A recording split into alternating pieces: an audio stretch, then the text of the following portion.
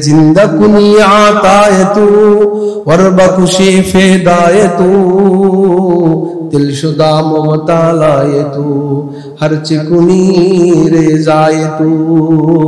আমি তো আমার মাওলার জন্যই তো আমার ছেলে কুরবানি দিয়েছিলাম, কিন্তু আমার মাওলা আমার ছেলেকে কুরবানি না দিয়ে দুম্বাক দিয়ে আল্লাহ তাআলা কুরবানি করায় নিলেন।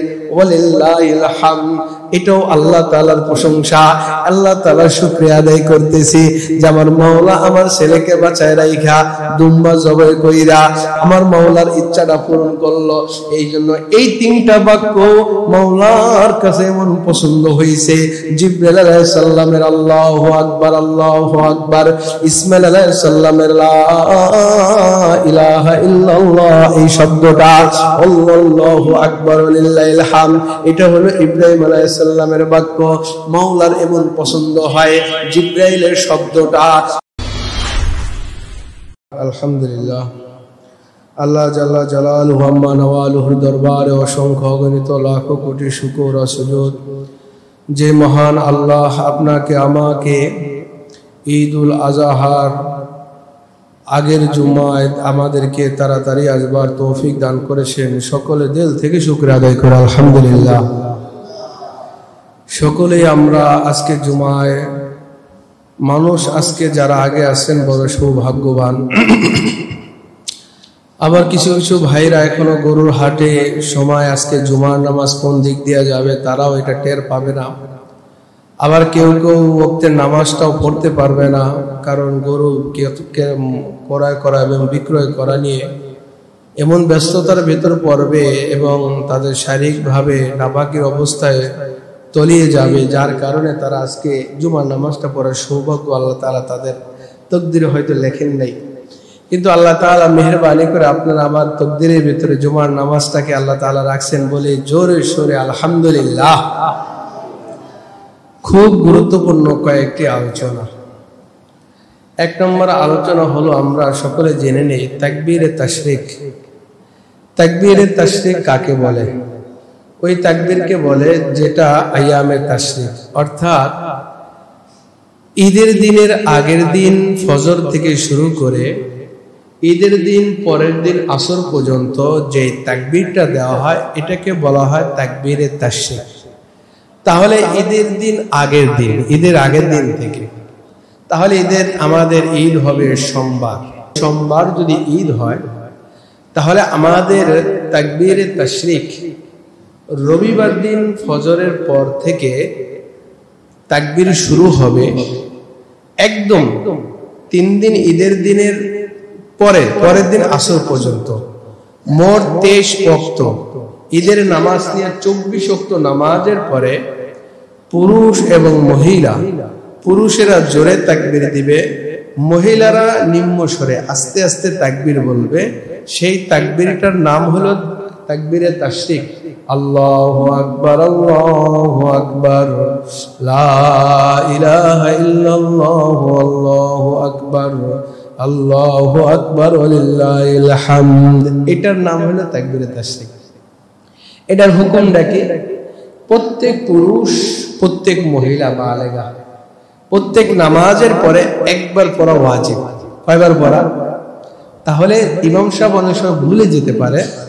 আপনারা যারা স্মরণ হবে রবিবার দিন ফজরের পর থেকেই ফজর নামাজের পরে চিল্লান দিয়ে উঠবেন আল্লাহু আকবার আল্লাহু আকবার লা ইলাহা ইল্লাল্লাহু আল্লাহু আকবার আল্লাহু আকবার ওয়ালিল্লাহিল হামদ।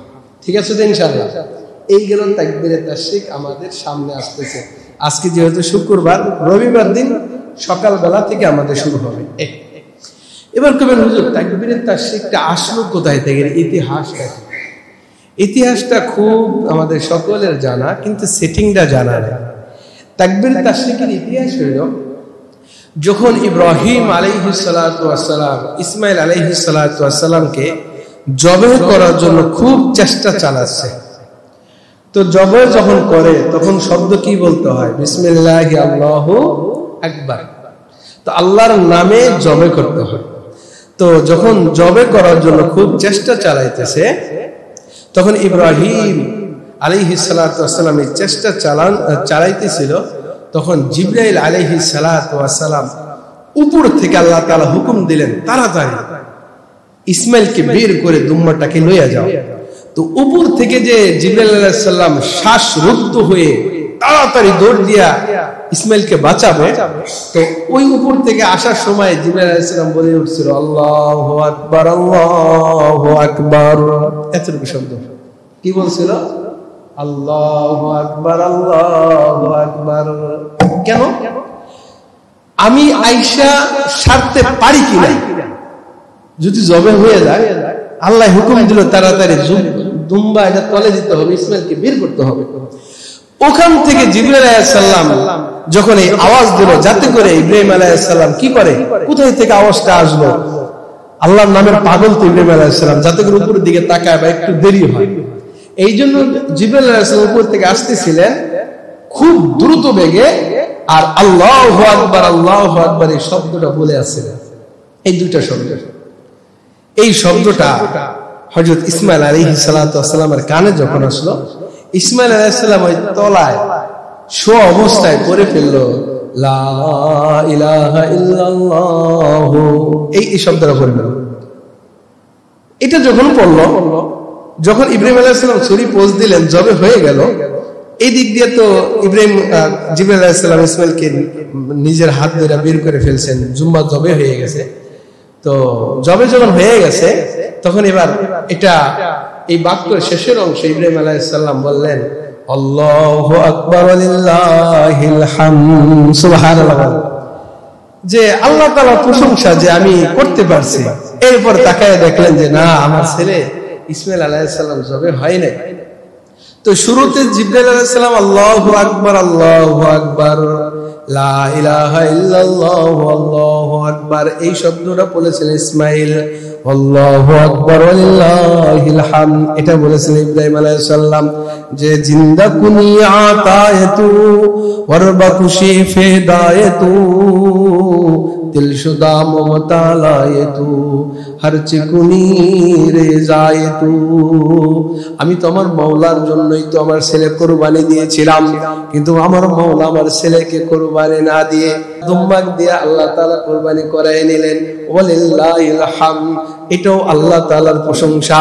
আল্লাহ তাআলার শুকরিয়া আদায় করতেছি যে আমার মাওলা আমার ছেলেকে বাঁচায় রাইখা দুম্বা জবাই কইরা আমার মাওলার ইচ্ছাটা পূরণ করলো। এই জন্য এই তিনটা বাক্য মাওলার কাছে এমন পছন্দ হয়েছে। জিবরাইল আলাইহিস সালামের আল্লাহু আকবার, আল্লাহু আকবার, ইসমাইল আলাইহিস সালামের লা ইলাহা ইল্লাল্লাহ এই শব্দটা, আল্লাহু আকবার লিল্লাহিল হামদ এটা হলো ইব্রাহিম আলাইহিস সালামের বাক্য। মাওলার এমন পছন্দ হয় জিবরাইলের শব্দটা, ইসমাইল আলাইহিস সালামের শব্দটা, ইব্রাহিম খলিলুল্লাহর শব্দটা, এই তিন শব্দটা আল্লাহর এই তিন নামটা এমন চয়ন করে মাওলা পাক। আল্লাহ তাআলা বলেন ঈদের 5 দিনের জন্য আমি এই তিনটা নামকে ওয়াজিব করে দিলাম। পুরুষরা প্রত্যেক নামাজের পরে জোরে পড়বে আল্লাহু আকবার, আল্লাহু আকবার, লা ইলাহা ইল্লাল্লাহ, আল্লাহু আকবার, আল্লাহু আকবার লিল্লাহিল হামদ। 5 দিন নারী এবং পুরুষের জন্য নারীরা ঘরে বসে অনুচ্চ স্বরে নিম্ন স্বরে এটাকে পড়বে, পুরুষরা উচ্চ স্বরে একবার মসজিদের একা নামাজে হোক মসজিদের জামাতের সাথে হোক জোরে সরে এই তাকবীর 5 দিন দেওয়া ওয়াজিব। বলেন সুবহানাল্লাহ। ওখান থেকে তাকবীরে তাশরিক,